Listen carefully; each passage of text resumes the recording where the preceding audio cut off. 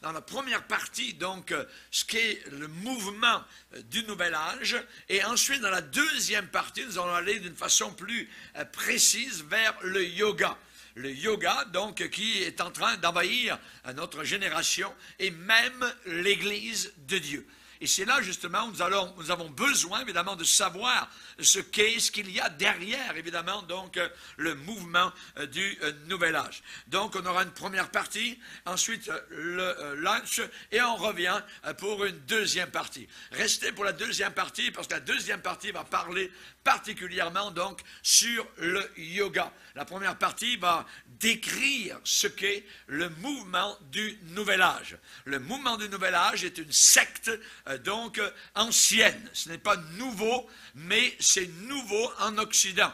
Nous avons besoin de savoir, donc, ce qu'est cela. Alors, si vous voulez bien, sans tarder, nous allons ouvrir la parole de Dieu. On va se lever ensemble devant le Seigneur et nous allons lire dans Romains, le premier chapitre. Le Nouvel Âge, une secte ancienne. Romains, premier chapitre, et nous allons lire à partir du verset 18. La colère de Dieu se révèle. Romains, premier chapitre, verset 18. La colère de Dieu se révèle du ciel contre toute impiété et toute injustice des hommes qui retiennent, qui empêchent injustement, donc qui retiennent injustement la vérité captive.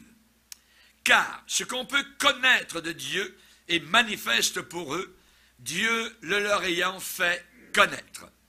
En effet, les perfections invisibles de Dieu, sa puissance éternelle et sa divinité se voient comme à l'œil depuis la création du monde, quand on les considère, quand on considère sa divinité, sa puissance, quand on les considère dans ses ouvrages, sa création. Ils sont donc inexcusables, sans excuse, puisque, ayant connu Dieu, ils ne l'ont pas glorifié comme Dieu, et ne lui ont point rendu grâce. Mais ils se sont égarés dans leurs pensées, et leur cœur sans intelligence a été plongé dans les ténèbres. Se vantant d'être sages, ils sont devenus fous. Et ils ont changé, très important le verset 23, ils ont changé la gloire du Dieu incorruptible en image, en statue, représentant l'homme corruptible, des oiseaux aussi, des quadrupèdes et des reptiles. C'est pourquoi Dieu les a livrés, les a abandonnés. Dieu les a abandonnés à l'impureté, selon les convoitises de leur cœur, en sorte qu'ils déshonorent eux-mêmes leur propre corps. Eux qui ont changé, Paul nous le rappelle, deuxième fois, ils ont changé la vérité de Dieu en mensonge et qui ont adoré et servi la créature au lieu du Créateur, qui est béni éternellement. Amen. Seigneur, nous sommes devant toi et nous te bénissons pour ta puissante parole. Que le glaive du Saint-Esprit nous touche particulièrement. Nous avons besoin de savoir, de connaître. Nous ne voulons pas être en perdition, Seigneur, être dirigés vers l'enfer éternel, alors que nous pensons aller au ciel. Nous te demandons de bénir ceux qui, sur les 5 continents du monde, nous écoutent actuellement, Seigneur, te demandant de les bénir du pôle Nord au pôle Sud, Seigneur, de l'océan Pacifique à l'océan Atlantique. Te demandons que la puissance de Dieu se révèle dans ceux qui cherchent, afin qu'ils soient dirigés dans le droit chemin. Nous te demandons cela, Seigneur, dans le nom puissant, merveilleux, du seul et unique Sauveur de la planète Terre, Jésus-Christ de Nazareth, cloué sur la croix du Calvaire, mort et enterré et ressuscité le 3e jour. Merci Seigneur. Amen. Et tout le peuple dit Amen. Amen. Gloire à Dieu. On peut s'asseoir, frères et sœurs. Le Nouvel Âge. Le Nouvel Âge, secte ancienne. Pour voir d'où provient premièrement, cette chose appelée nouvel âge, il faut absolument que nous fassions un voyage. Et nous allons aller particulièrement donc aux Indes. C'est aux Indes qu'est la source du nouvel âge et de tout ce que aujourd'hui est en train d'envahir le monde occidental. Les Indes, c'est un pays de mysticisme, c'est un pays d'intrigue et de manque de nourriture, des foules et des foules de gens. Après la Chine, qui est le pays le plus peuplé au monde, arrivent les Indes. Les Indes sont des millions et des millions et des millions de personnes. Il y a des foules de gens. Il y a d'étranges croyances. Il y a des foules de divinités. Et on sait que là-bas, la vache, eh bien, elle est sacrée. Donc, elle est comme une déesse. Si elle a envie de manger sur le marché tout ce qu'elle trouve, elle a le droit. Parce qu'elle est considérée comme cela. La voiture est obligée de passer à côté si elle est, je dirais, couchée au milieu de la route. C'est ainsi, donc, aux Indes, les choses se passent. On voit ici un homme qui est en train de poser les mains, donc, de prier, donc, sur une vache. Donc, ils ont évidemment d'étranges croyances païennes et le système religieux des Indes est difficile à comprendre parce qu'il y a une adoration d'une foule de divinités, d'une foule de dieux et de déesses. Ils en ont des milliers de dieux et de déesses. Et particulièrement, tous ces dieux et déesses sont conduits par trois principaux dieux. Donc, il y a Brahma, le dieu créateur, il y a Shiva, le dieu destructeur, avec sa fourche, et il y a Vishnu, le dieu protecteur. Oui. Donc, ils ont ces dieux-là, Brahma, Vishnu et Shiva, particulièrement. Et dans ce pays-là, où il y a toutes ces religions, il y a des millions de sans-abri. Donc, il y a beaucoup de gens qui vivent dans des taudis. Voyez? Il y a un système aux Indes de caste. Le système de caste, c'est une distinction de classe entre les personnes. Donc, il y a des castes élevées dans la société et il y a aux Indes des castes très, très basses.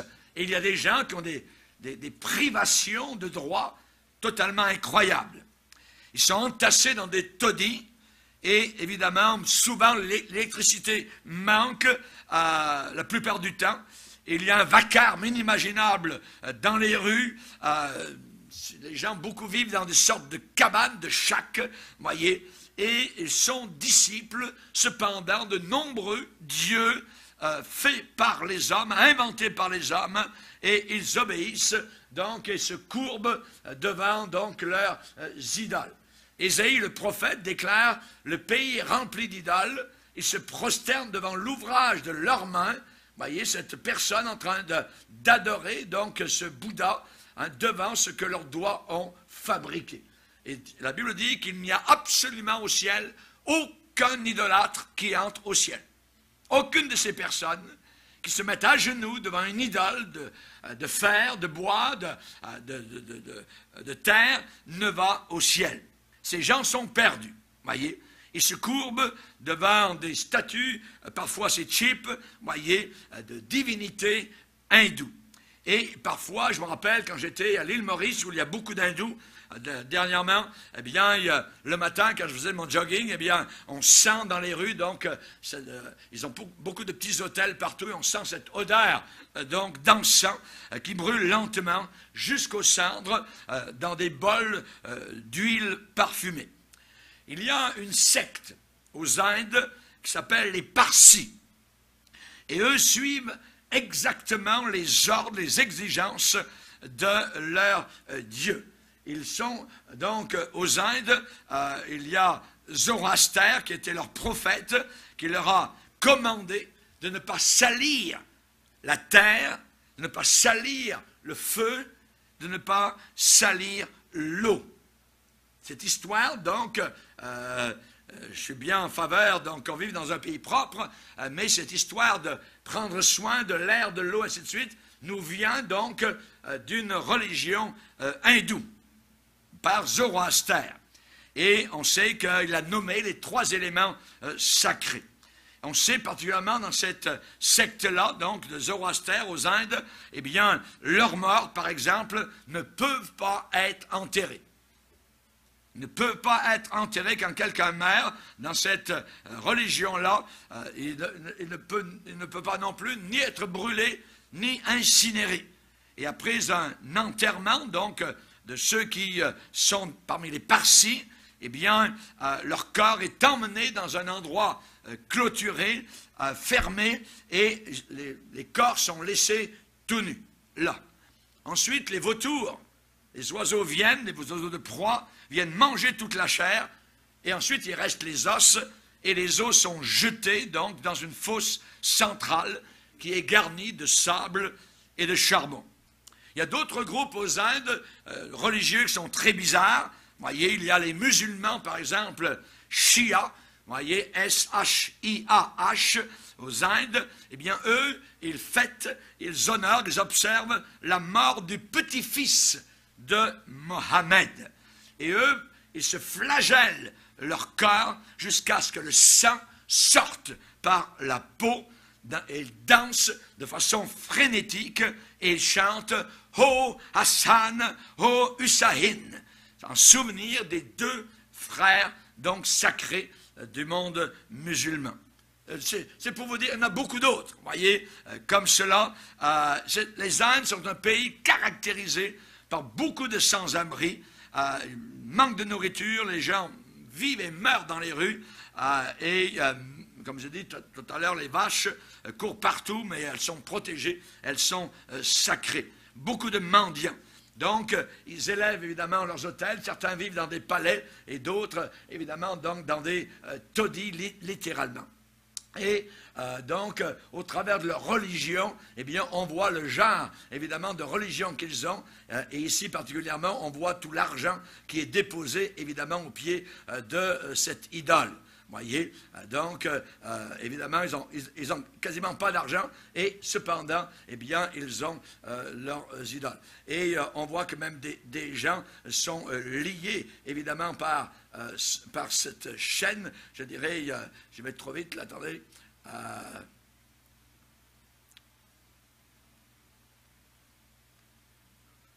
OK. Là, ce que nous voyons particulièrement, c'est qu'aux Indes, il y a donc cette adoration donc, de dieux variés et de déesses. Et on sait particulièrement qu'il y a des personnes qui sont dans la rue et on n'en prend pas soin. On n'en prend pas du tout soin, les gens passent à côté. Pourquoi? Parce qu'ils ont une croyance, puisqu'on croit à la réincarnation. Donc si quelqu'un vit mal, eh bien ça veut dire que dans sa vie précédente, il a fait des méchancetés, et maintenant il est puni, et donc s'il est en train de mourir de faim, on le laisse mourir de faim. Voyez? C'est ce qu'il croit. C'est ça la réincarnation.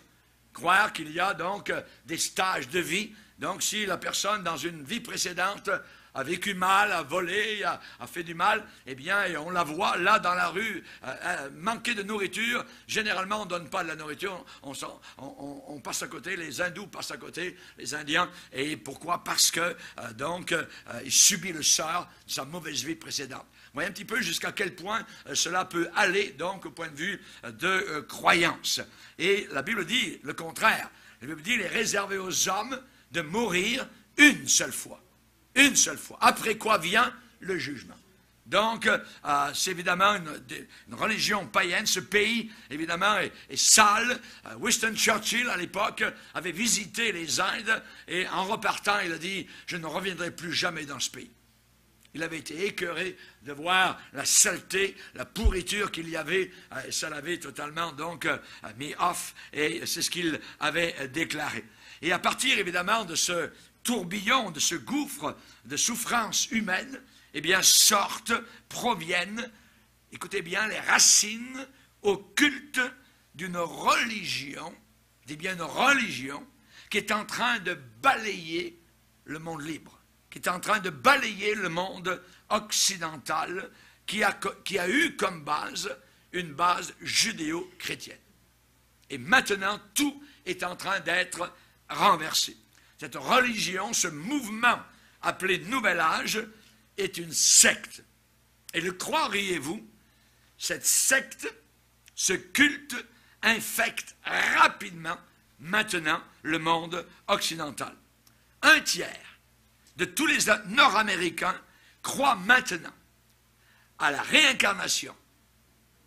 Ça, c'est 1/3, environ 33%. Croient à la réincarnation, à l'astrologie, à l'énergie impersonnelle, à une force de vie, à un nouvel ère, à l'ésotérisme, au zodiaque, à la parapsychologie, à l'hydrothérapie. Allez-y, allez-y, et vous pouvez en envoyer. 1/3, maintenant. Et tout cela vient de cette religion appelée Nouvel Âge, qui a comme source les Indes. Oui. Maintenant, il y a beaucoup de magasins, je dirais, de livres, de librairies qui sont consacrées au Nouvel Âge. Ils ont leur propre librairie, oui, sur la rue, qui sont consacrés donc au Nouvel Âge. C'est de l'occultisme en réalité, et ça fleurit, je dirais, formidablement. Ces gens-là lient, je dirais, lient des personnes crédules qui croient ce qu'on leur dit. Ils ont abandonné le christianisme, ils n'y croient plus. La religion chrétienne a été bannie, généralement à cause de tous les scandales catholiques qui se disent chrétiens et qui, évidemment, ont fait que les gens ne veulent plus rien savoir aujourd'hui du Jésus de la Bible. Et donc, ils se lancent dans cette secte mystique.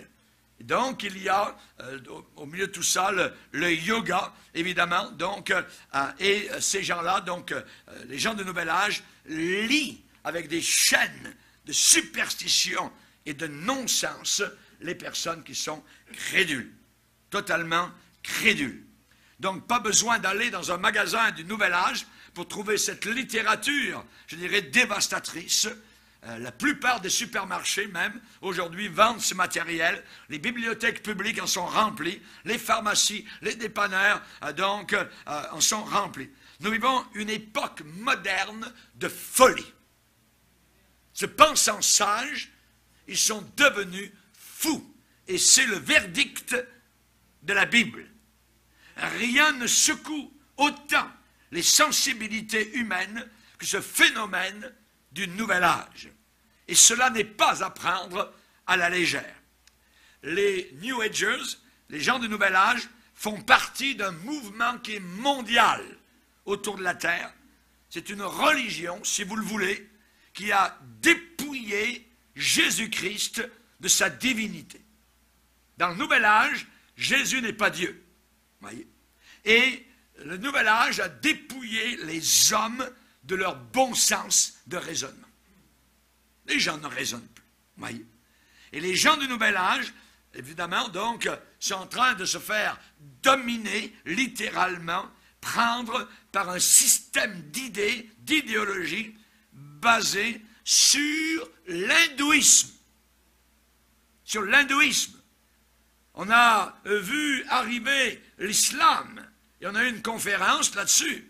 Mais en même temps arrive, je dirais, d'une façon plus générale sur notre génération occidentale, un autre phénomène qui vient de l'hindouisme. Une autre religion qui attaque notre génération par le biais du Nouvel Âge. Il y a des gens qui ne rentreraient pas dans l'hindouisme, mais le Nouvel Âge étant présenté aujourd'hui d'une façon moderne, de relaxation, de bien-être physique, ainsi de suite, de méditation transcendantale, et ainsi de suite, les gens avalent ce mensonge diabolique. C'est du mysticisme oriental. Dans le Nouvel Âge, vous êtes des dieux. Est-ce que vous avez déjà entendu dire à un pasteur que nous étions des dieux? Eh bien, si un pasteur dit cela, il est déjà empoisonné, infecté par l'hindouisme, par le Nouvel Âge. là, nous sommes des dieux. On croit à la réincarnation. Et ils disent qu'il y a autant de réalités que de personnes et que finalement on ne meurt pas. On s'en va vers un nirvana, donc quelque part. Ma Bible est claire. Et c'est là que j'ai besoin d'une boussole pour me ramener, pour me garder. Et c'est là que l'apôtre Jean va déclarer et va dire dans son épître, « Pour vous, vous avez reçu l'onction de la part de celui qui est saint, et vous avez tous de la connaissance. Je vous ai écrit non pas parce que vous ne connaissez pas la vérité, mais parce que vous la connaissez, et parce qu'aucun mensonge ne vient de la vérité. » Qui est menteur? Pose la Bible comme question. Sinon celui qui nie que Jésus est le Christ, que Jésus est le Messie, que Jésus est le Sauveur du monde. Autant les islamistes, autant les hindouistes, autant les gens de Nouvel Âge, donc ils ne croient pas à la divinité de Jésus. Et il est dit, celui-là, il est l'antichrist qui nie le Père et le Fils. Ça veut dire qu'il a l'esprit de l'anti, le contre-Christ. Oui. Quiconque nie le Fils n'a pas non plus le Père. Les islamistes nient le Fils, ils n'ont pas le Père. Les gens de Nouvel Âge nient le Fils, ils n'ont pas plus le Père. Tous ces gens-là sont perdus et ne sont pas sauvés. Quiconque, Jean ajoute, nie le Fils, n'a pas non plus le Père. Quiconque confesse le Fils a aussi le Père. Amen. Et Jean va dire, je vous ai écrit ces choses au sujet de ceux qui vous égarent. Au sujet de ceux qui vous égarent. Donc, on sait particulièrement que Jésus a dit, si on vous dit, le Christ est ici, le Messie est là, ne le croyez pas. Ne le croyez pas, n'y allez pas. Donc, les gens de Nouvel Âge font la promotion de la manipulation du monde en utilisant des lois universelles reconnues pour accomplir leur propre dessein, leur propre plan, leur propre gouvernement, une religion mondiale qui est en train de monter. Les gens de nos pays n'accepteraient pas le Nouvel Âge, n'accepteraient pas l'hindouisme, mais le Nouvel Âge, c'est de l'hindouisme en cachette. Et c'est présenté dans les compagnies, dans je dirais, comme relaxation, comme ainsi de suite, et les gens avalent ça. Avalent cela. Donc, on voit particulièrement que c'est, on pourrait dire, le baiser du serpent. Dans Ésaïe, chapitre 2, il est dit, ils sont pleins de l'Orient. Nous allons voir au travers, je vais vous y amener. On ne croirait pas maintenant comme cela, mais ces deux personnes-là sont en train d'adorer des démons. Vous avez un hindou qui est là, et vous avez une occidentale qui est ici. Elle est en train d'apprendre de lui. Et aujourd'hui, quand vous allez à votre agence de voyage pour un voyage aux Indes, et quand on vous parle en même temps, donc un petit détour vers la méditation, vers des ashrams, ainsi de suite, eh bien, c'est pour vous introduire, donc, dans le Nouvel Âge.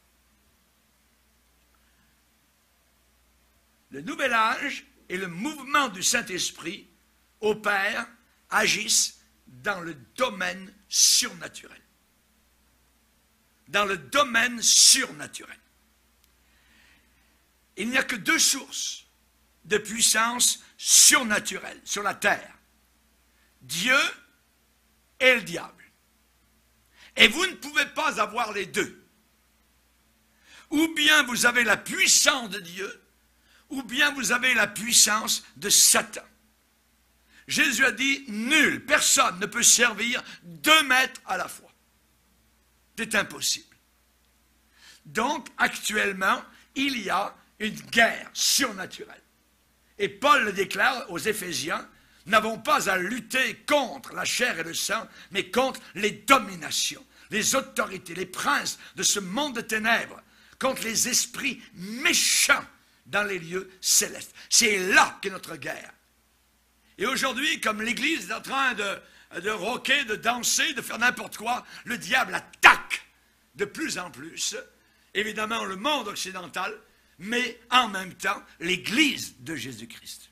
Et nous allons le voir. Une guerre surnaturelle. On a besoin de quoi? On a besoin de discernement, on a besoin de connaissance, on a besoin de la puissance de Dieu et les dons du Saint-Esprit. Les cadeaux du Saint-Esprit. La Bible dit bien aspirer. C'est un mot très fort. Aspirer aux dons spirituels. Très important. Pour comprendre et voir ce qui est en train de se passer.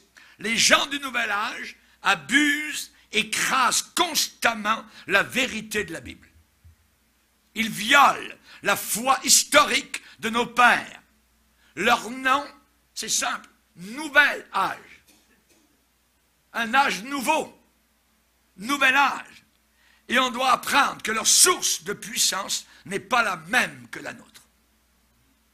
Notre puissance vient du monde d'en haut et la poussée, l'incitation, la direction du nouvel âge vient du monde d'en bas. Du monde d'en bas. Paul va dire, si notre évangile est voilé, encore voilé, ça veut dire que les gens ne comprennent pas l'évangile. Ah, c'est quoi ton affaire? Si notre évangile est encore voilé, il est voilé pour ceux qui périssent. Ça veut dire ceux qui vont en enfer. Pardon. Trop rapide, là. Pour les incrédules, dont le Dieu de ce siècle. Qui est le Dieu de ce siècle? Et la Bible le montre avec un petit D, pas un D majuscule, comme d'habitude avec le Dieu notre Père, mais le Dieu de ce siècle qui est Satan, dont le Dieu de ce siècle a aveuglé l'intelligence. Se pensant sages, ils sont devenus fous, folles. C'est ce que la Bible déclare. Afin qu'ils ne voient pas briller la splendeur de l'Évangile, de la gloire de Christ, qui est l'image de Dieu. Donc, on est étonné, on est perplexe. Comment se fait-il que des pays comme le Canada, les États-Unis, l'Europe, avec une abondance de liberté, se tournent actuellement vers une région géographique de la Terre qui est marquée par la famine dans certains endroits, par des liens de superstition, par un système de caste pour essayer d'apprendre, de connaître les grands mystères spirituels et profonds. C'est abominable. Actuellement, il y a plus de 5000 sectes et cultes qui fleurissent uniquement aux États-Unis. 5000. Et il y a beaucoup d'églises chrétiennes, dites chrétiennes, qui ont abandonné depuis longtemps la foi historique de nos pères pour embrasser le nouvel âge qui s'est infiltré à l'intérieur de l'Église.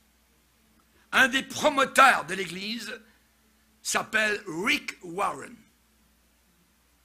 Ceux que les pasteurs demandent qu'on étudie son livre et ses livres, ainsi de suite, c'est un des plus grands promoteurs de cette religion, donc, du nouvel âge. Il est temps de se réveiller.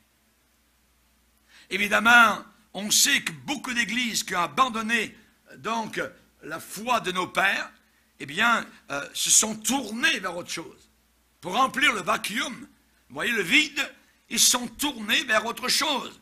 Ils se sont tournés vers des liens de superstition, je dirais par le biais donc de cette nouvelle religion appelée Nouvel Âge. Et l'apôtre Paul, dans l'épître aux Romains, donc, revient là-dessus particulièrement en disant, eh bien, ils sont inexcusables puisqu'ils n'ont pas glorifié Dieu, ne lui ont point rendu grâce, mais se sont égarés dans leurs pensées et leur cœur sans intelligence a été plongé dans les ténèbres.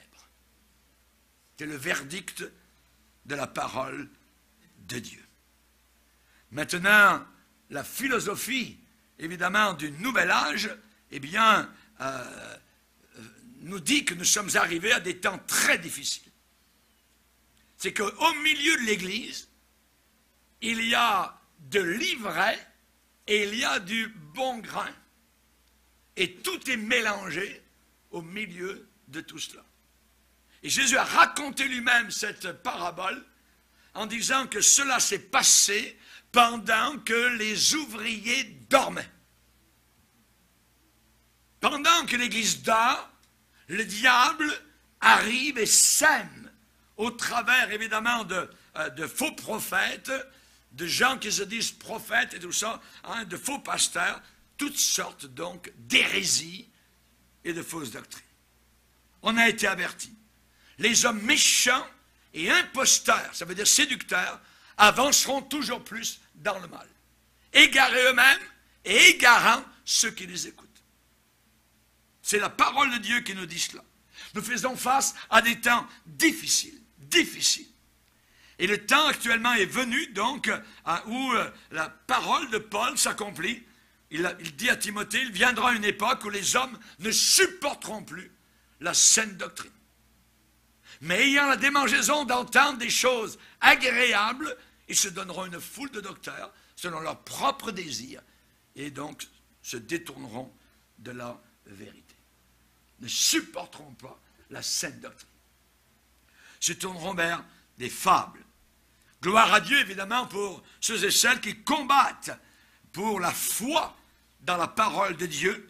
Jude nous exhorte à combattre.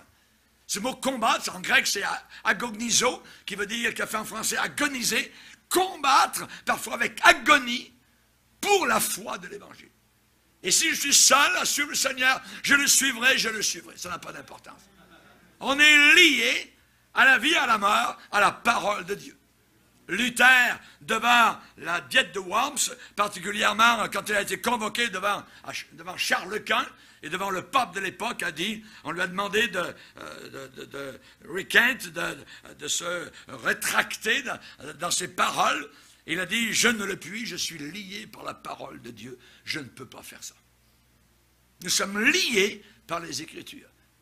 Nous ne dérogerons pas, nous n'ajouterons rien à la parole de Dieu, nous la garderons telle qu'elle. On se rappelle Naboth, qui, devant Akab, n'a pas voulu donner l'héritage de ses pères. Et il en est marre. Il a dit à Akab, je ne donnerai jamais l'héritage de mes pères. Akab lui a proposé un marché en lui disant, je vais te donner quelque chose de mieux que ta petite vigne. Oh non, a dit Naboth, c'est l'héritage de mes pères. Je ne peux pas donner cet héritage. Et la femme d'Akab l'a fait tuer, Jézabel. Nous avons nos Akab et nos Jézabel aujourd'hui, parfois qui sont à l'école du dimanche, qui sont derrière la tribune, et qui veulent justement que l'on cède notre héritage, que l'on améliore, que l'on change, que l'on modernise l'Évangile, que l'on modernise l'Église, et ainsi de suite, en embarquant donc des choses qui appartiennent à le culte, au nouvel âge. Il y en a encore qui combattent, et je supporte et je prie pour ces pasteurs qui parlent, qui détournent les coups de leurs critiques parce qu'ils s'accrochent à la foi de nos pères. Accroche-toi, mon frère. Ici, dans cette église, nous continuons à nous appuyer uniquement et seulement sur la parole de Dieu. Sur la parole de Dieu, pas sur la tradition. Pas sur la tradition. Même tradition pentecôtiste, même tradition évangélique ou quoi que ce soit, ce n'est pas la tradition. Nous ne sommes pas conduits par la tradition, nous sommes conduits par la parole de Dieu. Alléluia. La tradition ne pourra jamais remplacer la parole de Dieu. Pas maintenant et jamais. Toute l'Écriture est inspirée de Dieu, théopneustos, soufflée de Dieu. Toute l'Écriture, elle est là pour nous enseigner, elle est là pour nous convaincre, elle est là pour nous corriger, elle est là pour nous instruire. C'est la parole de Dieu. Je suis un prédicateur des Écritures. Quand Paul dit à Timothée, prêche la parole, dévoile les œuvres diaboliques, ainsi tu seras un bon ministre de l'Évangile. Être un bon ministre de l'Évangile n'est pas uniquement parler de l'amour de Jésus, c'est aussi dévoiler donc ce que le diable est en train d'accomplir et de faire. La parole de Dieu, c'est notre étalon, c'est notre mesure, c'est notre jauge, voyez, dans les poids et mesures spirituelles. Toute vérité, toute vision, toute révélation, toute doctrine doit se conformer à l'ensemble des Écritures. Les Béréens vérifiaient, checkaient si ce que Paul enseignait était exact. Où pouvaient-ils prendre leur point d'appui pour vérifier leur point de vérification? Les Écritures. Mais comme les chrétiens aujourd'hui souvent ne sont pas suffisamment enseignés dans les Écritures, alors on peut leur faire passer toutes sortes de bobards, toutes sortes de mensonges, toutes sortes de demi-vérités, et ainsi de suite, et ils acceptent ça. Il suffit de dire l'Esprit de Dieu, le Saint-Esprit, Jésus, ainsi de suite, est là, et ils ne vérifient pas. Et ils sont embarqués dans un bateau qui les emmène aux portes de l'enfer. Il y avait un jeune homme un jour qui a approché son pasteur. Il y avait eu un appel en avant à la fin d'une réunion et ce jeune homme pleurait. À la fin de la réunion, il a dit, pasteur, récemment, j'ai eu une vision. Et Jésus se tenait devant moi, les bras croisés, et secouait la tête. Comme s'il me disait, désolé, je ne peux pas te sauver. Et le pauvre gars était hors de lui, et il est allé voir le pasteur, il dit, pasteur, est-ce que j'ai commis le péché impardonnable?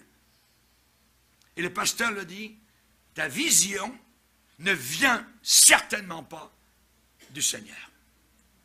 La parole de Dieu ne montre pas Jésus-Christ en train de refuser des cœurs repentants. La Bible ne montre jamais Jésus les bras croisés avec sévérité. La parole de Dieu nous montre Jésus frappant à la porte de tout cœur qui est sensible. Et le Saint-Esprit dit que celui qui a soif vienne, que celui qui veut prenne de l'eau de la vie gratuitement. Et encore, je ne mettrai pas dehors celui qui vient à moi. Merci Seigneur. Cette vision, quoi que ce soit que le jeune homme ait vu d'où elle vienne, n'était pas de Dieu, voyez, parce que Dieu ne peut pas contredire sa parole. On doit toujours juger par les Écritures. Tout autre terrain, c'est du sable mouvant. Et ce jeune homme est reparti de la réunion, le visage éclairé de nouveau avec la joie du Seigneur, parce qu'il a réalisé qu'il avait la parole de Dieu pour son salut. Amen. Accroche-toi à la parole du Seigneur. C'est la raison pourquoi, je dirais, les sectes et les faux cultes aujourd'hui grandissent. Ils moissonnent une si grande récolte aujourd'hui, parce qu'il y a beaucoup de personnes qui se disent chrétiennes, qui ont abandonné l'autorité de la parole de Dieu. Ils font ce qu'ils veulent, ils vivent comme ils veulent, et ils disent, personne ne viendra me dire quoi que ce soit. Ah oui. Alors, ils sont avalés par les cultes. Le diable les amène dans d'autres endroits qui, donc, sont ténébreux. On sait qu'on entend aujourd'hui souvent, je pense que, nous pensons que, voyez, ça c'est un marécage. Ça, c'est des sables mouvants. On a besoin d'entendre régulièrement « Ainsi dit le Seigneur ». Le Seigneur dit comme ça dans la Bible. Et c'est comme ça, voyez. Comment savoir ce que le Seigneur dit? C'est simple. C'est écrit dans les Écritures. Les gens ne sont pas satisfaits avec les Écritures. Ils veulent un prophète qui vienne leur donner un coup de baguette magique. « Avez-vous une parole pour moi ?» Tout ça, et ainsi de suite. Mais la parole de Dieu est là. On n'a pas besoin des coups de baguette magique, voyez. Le diable introduit le nouvel âge à l'intérieur, directement comme cela. C'est dangereux. Abandonnez l'autorité de la parole de Dieu, il ne vous reste plus rien que les vents changeants de l'opinion des hommes. Et ça, c'est dangereux. Et la Bible dit que Dieu a placé dans l'Église des ministères, je dirais, forts, enracinés, cimentés dans la Bible, afin que nous ne soyons pas des enfants flottants et emportés à tout vent d'enseignement par la tromperie des hommes. Les hommes trompent. La Bible dit d'aller vers les anciens sentiers pour avoir la paix. Dans Jérémie.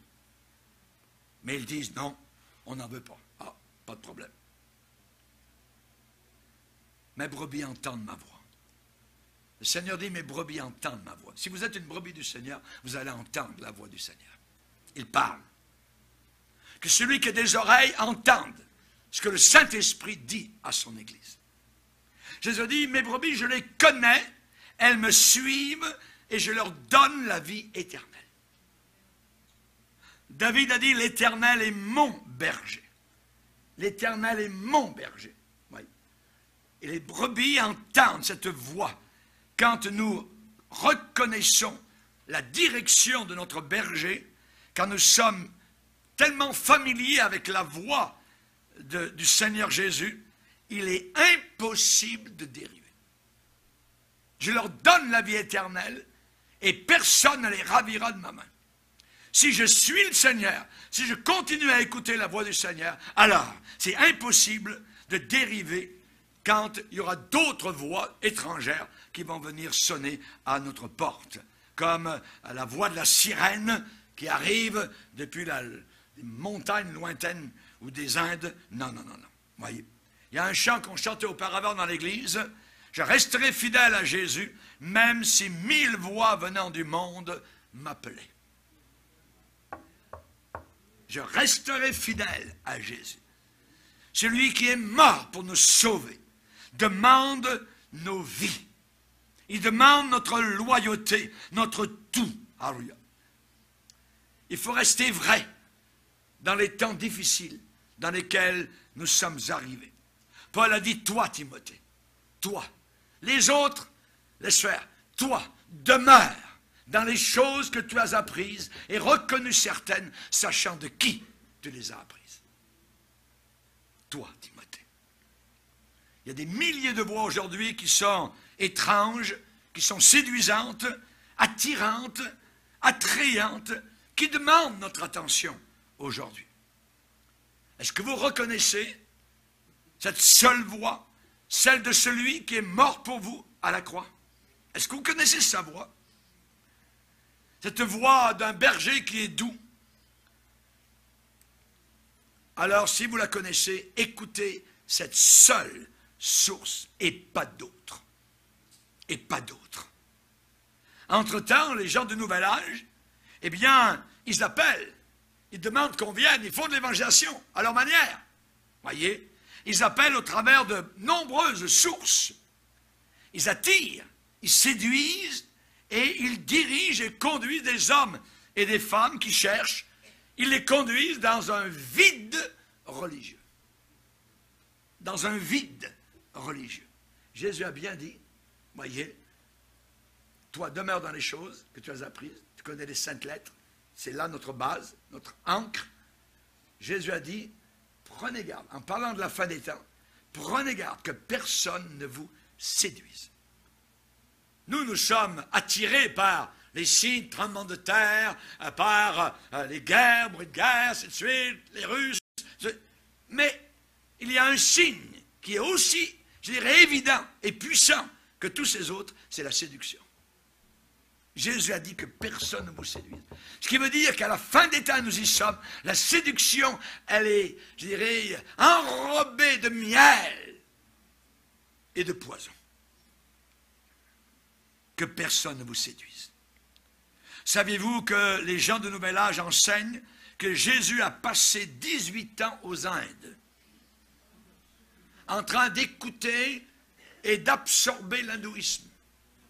Oui, c'est ce qu'ils disent, qu'ils enseignent. Et qu'il a donc regardé toutes ces choses-là. C'est un non-sens. Les enseignements bouddhistes de Bouddha, voyez, c'est un non-sens, c'est un blasphème spirituel arrogant. Par exemple, vis-à-vis de la nourriture, les gens du Nouvel Âge font très attention à leur nourriture. Voyez. Généralement, c'est des gens qui ne mangent que des légumes, ça vient des Indes. Ça vient des Indes, voyez. Et on a besoin, évidemment, de savoir que la Bible dit que l'on peut manger de tout ce qui se vend au marché.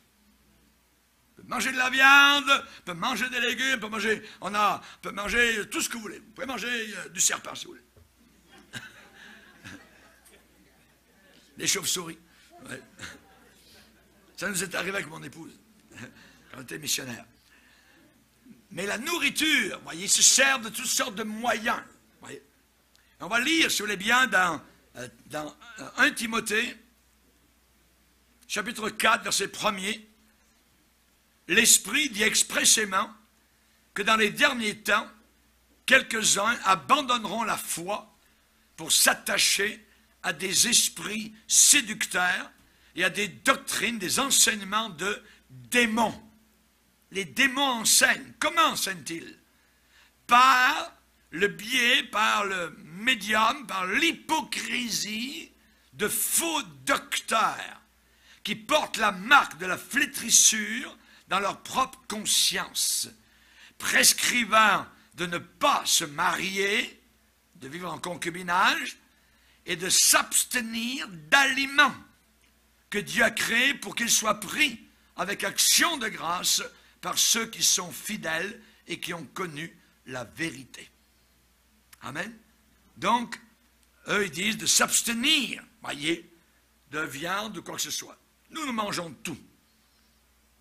On va lire un autre passage dans Hébreux, chapitre 13, Hébreux 13.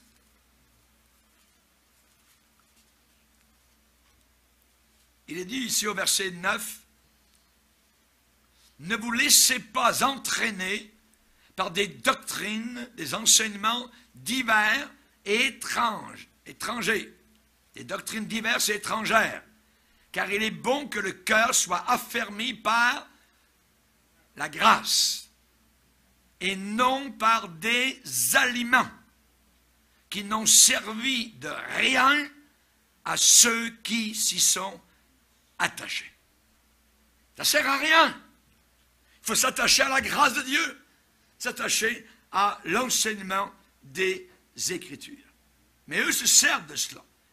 Et de telles prétentions peuvent être reflétées évidemment sur une population, la populace qui est crédule, qui ne met rien en doute, qui croit tout ce qu'on leur dit, qu'on leur enseigne, pourvu qu'ils payent un 150 $ pour un cours, alors tout est beau là-dedans, ça doit être correct. Hein. Très dangereux. Il leur manque les fondements de base de la connaissance biblique. Ils sont insouciants. Et à la fin des temps, on nous dit que les gens apprendront toujours et n'arriveront jamais à la connaissance de la vérité. Ils apprennent, et ils n'arrivent jamais. Chers amis, les gens de Nouvel Âge vont de l'avant avec des chrétiens même, qui sont paresseux et qui, évidemment, ne prennent pas le temps d'étudier la parole du Seigneur. Et évidemment, ces chrétiens-là, généralement, cherchent des raccourcis spirituels. Ils passent par-dessus la parole de Dieu et ils arrivent avec le Nouvel Âge en disant on peut être chrétien et faire partie en même temps du Nouvel Âge. Pourquoi? Parce qu'ils arrivent dans le Nouvel Âge dans une autre religion. Mais cette nouvelle religion ne demande rien. Pas de séparation d'avec le monde. Et elle ne coûte rien. Oui. La Bible dit, ne vous mettez pas avec les infidèles sous un joug étranger. Quand on arrive au christianisme biblique, ça nous demande tout.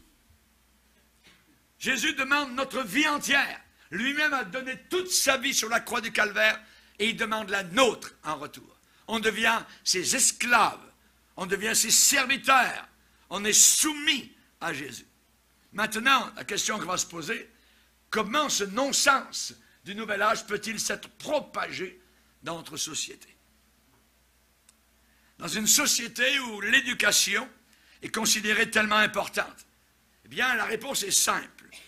C'est que l'homme est foncièrement, à la base, un être religieux. L'homme est religieux et il veut adorer. Il ne veut pas adorer Jésus-Christ, alors il va adorer la lune, les étoiles, les arbres, il va adorer l'herbe, il va adorer n'importe quoi, il va s'adorer lui-même. L'homme est un être religieux. S'il ne découvre pas Dieu par l'évangile de Jésus-Christ, alors on peut aller vers lui, on va vers lui et on peut lui raconter toutes les idioties religieuses et il va gober tout cela. On va lui raconter du faux à la place du réel et des mensonges. La Bible dit ils ont changé. Ils ont changé la vérité de Dieu en mensonge. Ils ont changé la vérité de Dieu en mensonge.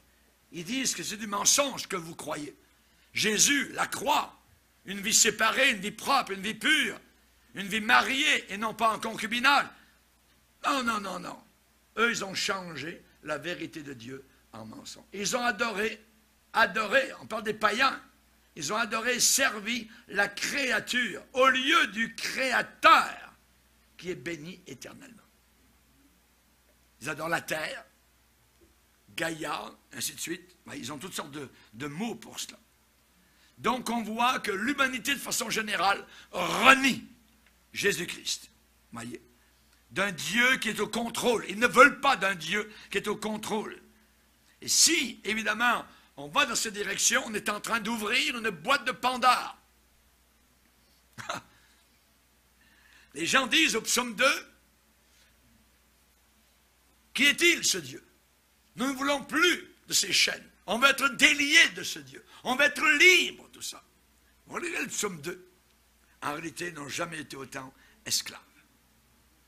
N'importe quoi à ce moment-là devient admissible, acceptable, permis, accepté. Le concubinage est accepté, même dans l'Église. On nous dit qu'on descend du poisson. L'homme est un Dieu. Il n'y a plus ni bien ni mal. Pour toi, c'est bien. Pour moi, c'est mal. Ainsi de suite. Donc, l'inceste. Ben, mes pulsations, moi, c'est Dieu qui m'a créé comme cela. Donc, c'est comme cela. Mariage homosexuel, et ainsi de suite. La distinction entre le bien et le mal devient embrouillée et obscure. Il y a un observateur reconnu, je dirais, du Nouvel Âge, et je cite sa déclaration. Quand l'humain se prend pour Dieu, une fois que vous vous déifiez, il n'y a plus d'absolu moral plus haut que vous. Vous êtes Dieu. Personne ne peut aller plus haut qu'un petit Dieu. Une fois que vous êtes déifié vous-même, et c'est ce qui se passe dans le Nouvel Âge. Dans le Nouvel Âge, on apprend aux gens qui sont des petits dieux. Il n'y a plus d'absolu moral plus haut que vous. Personne ne peut vous dire comment agir, personne ne peut plus vous reprendre. C'est une recette pour l'anarchie d'éthique morale. Dans le Nouvel Âge, on enseigne aux gens, Dieu est en nous tous, Dieu c'est nous, nous sommes Dieu. C'est ce qu'on enseigne à des milliers, des millions de personnes dans cette religion. Et Jésus nous a avertis dans son discours sur la fin des temps, pas une fois, mais au moins 4 fois, qu'un des signes de la fin des temps serait la séduction. Dans Matthieu 24, dans Marc 13, dans Luc 21. Il semblerait que c'est quasiment impossible dans une génération, une époque illuminée, d'être séduit, d'être enjôlé, d'être mystifié, d'être envoûté, d'être fasciné, d'être hypnotisé. Tous ces hypnotiseurs qui vont dans les églises pour faire tomber les gens par terre. Mais c'est du Nouvel Âge. C'est du Nouvel Âge. C'est de l'hypnotisme qui passe sous la couverture du Saint-Esprit.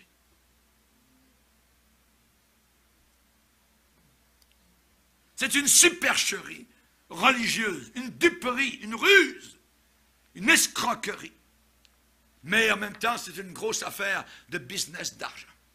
L'apôtre Pierre dit qu'à la fin des temps, il y a eu dans le peuple d'Israël des faux prophètes, et il y aura parmi vous aussi, dans l'Église de Dieu à la fin des temps, de faux docteurs qui introduiront des hérésies pernicieuses. Par cupidité, ils trafiqueront de vous au moyen de paroles trompeuses. Paroles trompeuses. On enseigne les gens avec des paroles trompeuses. On mêle la Bible, on parle de Jésus et tchoc, on glisse le message du Nouvel Âge au milieu de cela.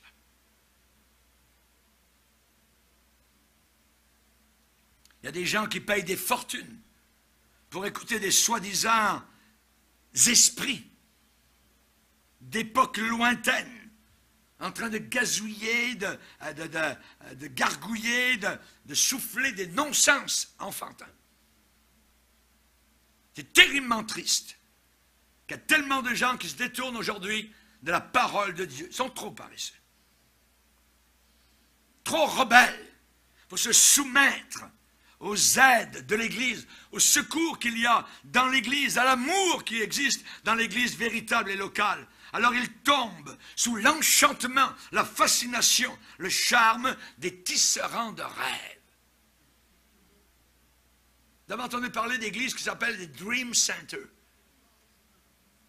Des fables, des mythes. Montrez-moi l'apôtre Paul qui parle de rêves. Ce sont des diseurs de bonne aventure. Les sorciers de notre temps sont rendus dans le pupitre, dans l'église. Quelle est l'attitude de l'Église, de façon générale? Je vais vous le dire, quelle est l'attitude. Qui est sera, sera.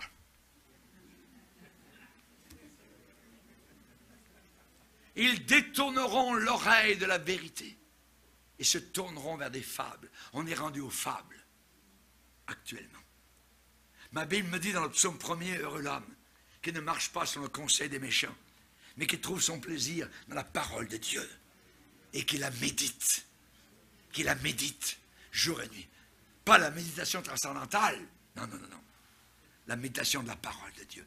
Il y a des millions de personnes qui sont enchaînées dans les liens de la superstition. Et ça les tiendra liés jusqu'à leur tombe. Ils seront prisonniers jusqu'à leur tombeau. Et entre-temps, Jésus voudrait les libérer, évidemment, de leur peur, de leurs cauchemars, des angoisses, des craintes. Voyez? La Bible nous enseigne très bien qu'il y a une voie qui paraît, qui semble droite à un homme. Mais son issue, le bout de ce chemin-là, c'est la voie de la mort. C'est dangereux. Des gens qui pensent que c'est correct, ça a l'air droit. Vous savez, tous ces rêves, tous ces gens de nouvel âge qui sont arrivés proches de la mort et sont revenus, on dit, mais c'est merveilleux, on a vu une lumière blanche, tout ça, on était tellement heureux. Mais c'est diabolique. Ils n'aiment pas Jésus, ils ne connaissent pas Jésus. C'est du mensonge. Tous les livres sur les anges que l'on vend aujourd'hui dans les supermarchés, mais c'est du mensonge. Il y a une voie qui semble droite à un homme, mais son issue, c'est la voie de la mort. Jésus a dit à des gens religieux, vous connaîtrez la vérité, et c'est la vérité qui vous affranchira, qui vous libérera. Chers amis, quelle description nous avons. Amen. Hallelujah. De la vérité. Elle nous saute au visage. Nous avons un jeune couple qui arrive, ils nous écoutent depuis 1 an sur Internet. Ils viennent le dimanche soir. Il dit, mais pasteur, on nous a joué. On s'est servi de nous. On nous a raconté des mensonges dans la religion. Et nous avons découvert Jésus. C'est merveilleux. C'est merveilleux. Vous connaîtrez la vérité. Amis, le nouvel âge, c'est la plus vieille secte qui existe sur la planète. Mais aujourd'hui, elle est placée dans une poubelle neuve. C'est là le problème. C'est que les gens regardent l'extérieur. Ça paraît bien. Et ici, particulièrement, j'ai passé des heures à regarder, à lire, et vous avez des beaux visages, évidemment, d'hindous, ainsi de suite, ils sont gentils, vous voyez. Le yoga, un complément utile au christianisme, on va le voir dans la 2e heure, vous voyez. Le chemin sûr, on nous dit dans le Nouvel Âge, c'est le chemin qui est certain, c'est le chemin de la soumission. Il faut se soumettre, il faut faire le vide, il faut s'ouvrir. C'est très dangereux de s'ouvrir aux puissants diaboliques. Et il y en a un qui dit, le tout c'est d'être sincère. Ah oui. Mais le pape le dit. Tous les gens sont sauvés de toute leur religion, il suffit qu'ils soient sincères. Voilà un homme qui devrait, je dirais, avoir 2 cornes sur lui avec une fourche. Ah, ça, c'est son vrai visage. C'est un ouvrier de Satan déguisé en apôtre de Jésus-Christ. Rick Warren et le Nouvel Âge, j'en ai des tonnes, voyez. Jésus et son initiation aux Indes, voyez. Il avait donc été jeune adolescent, il a passé par Sindh, une région au sud-est du Pakistan, tout ça. Et c'est là qu'il a appris à lire, à comprendre les Védas, à guérir, à exorciser. N'importe quoi. N'importe quoi. Voyez. Le nouvel âge, la synergie, le globalisme, sauver la planète, et ainsi de suite. Et on va le voir tout à l'heure. Le mieux-être, le mieux-être. Ah ben mes amis, c'est ce que vous lisez quand vous allez chez le dentiste, voyez.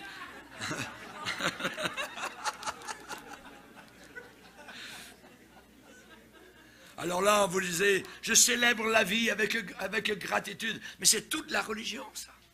Voyez. La foi, c'est la manifestation de l'amour.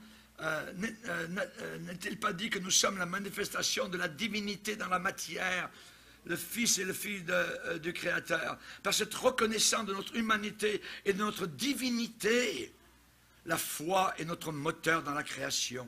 Ça nous amène dans un espace de possibilité de création où le doute est inexistant. Oh, ouais, ensuite, la femme qui a écrit ça, Antoinette Layoun, elle écrit, elle dit « Je suis la lune ». Ah ouais.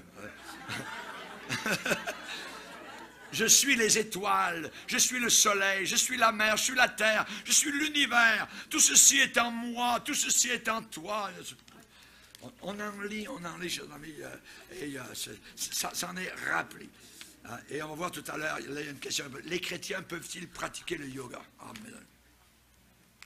J'étais dans un avion quand j'ai fait une mission aux Caraïbes, et là, j'ouvre le chose. Qu'est-ce que tu tombes encore? Devrions-nous faire du yoga? Vous voyez, partout, vous trouvez toujours ça. Voyez, et ainsi de suite.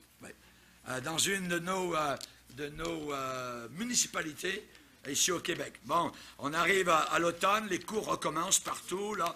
Alors, imaginez, activités culturelles, voyez, peinture, safari, découverte, science en folie, gardien averti, obéissance canine, tout ça. Et ensuite, King Gong, Soma Yoga et respiration, Tai Chi Chuan, yoga égyptien, yoga nidra, yoga traditionnel, tout ça, ainsi de suite. Donc, tout cela, on va le voir dans la deuxième partie pour vous montrer où est-ce qu'on est rendu dans notre société. La religion du Nouvel Âge est une religion diabolique, occulte, qui nous vient des Indes, chers amis. Et Satan travaille dans ce domaine-là, voyez. Nous vivons des jours où il y a d'immenses pressions actuellement, des enseignements bizarres, voyez, étranges. Il y a de l'immoralité parmi des gens d'église, des pasteurs même. Il y a des égoïstes enflés, orgueilleux, qui ont ravagé l'église du Seigneur. Et dans ce vacuum est arrivé des doctrines de l'enfer, envahissant la foi de l'église chrétienne historique. Et on sait particulièrement donc que le Seigneur est venu en disant, moi je suis venu pour proclamer aux captifs la délivrance, renvoyer libres les opprimés. C'était son premier sermon dans la petite synagogue de Nazareth. Et ce mensonge nous vient de Genèse chapitre 3, quand le serpent a dit à Ève, mais Dieu sait que le jour où vous en mangerez, vos yeux s'ouvriront et que vous serez comme des dieux. Vous serez comme... C'est pas nouveau. Ça date depuis la Genèse. Voyez? Vous serez comme des dieux. Si vous entendez quelque part un pasteur vous dites que vous êtes des petits dieux, et on l'entend souvent parmi les genres d'église, Kenneth Hagin, Kenneth Copeland, Benny et ainsi de suite. Donc, dans tout ce domaine-là, on est des petits dieux. C'est le nouvel âge qui est là et bien installé. Très bien installé. Jésus a payé le prix pour libérer les captifs. Revenons à la croix. Revenons au sang de Jésus. C'est là que ton salut a été fait. C'est une histoire de balance entre l'enfer éternel ou la vie au paradis éternel. Et c'est là que je dois choisir. Je dois choisir. Attention, Soyons sur nos gardes. L'apôtre Pierre a dit, soyez sur vos gardes, soyez sobres, veillez, votre adversaire le diable rôde comme un lion rugissant, cherchant qui il va dévorer. Résistez-lui avec une foi ferme, sachant que les mêmes souffrances sont imposées à vos frères dans le monde. Amen. Nous savons, nous, qui est le prince de ce monde. C'est Satan. La Bible dit dans la première épître de Jean, le monde entier gît dans le sein du diable. Nous sommes en territoire ennemi. Nous sommes sur un champ de bataille. Nous sommes des ambassadeurs. Amen. Nous représentons le drapeau de notre pays. Notre pays, il est là-haut. Mais sur la terre, nous représentons notre pays.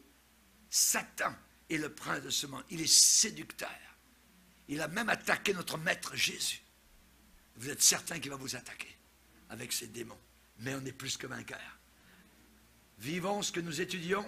Soyons plugués, branchés, amen, alléluia, dans la parole de Dieu, amen. Cette parole nous gardera jusqu'à la fin. Jésus veut libérer ceux qui sont pris, évidemment, par le nouvel âge. Hein, et Paul a dit à Timothée, demeure dans les choses que tu as apprises et reconnues certaines. Amen. Nous verrons tout à l'heure la deuxième partie. Amen. Et en attendant, on va se lever. Amen. Et on va terminer cette première partie.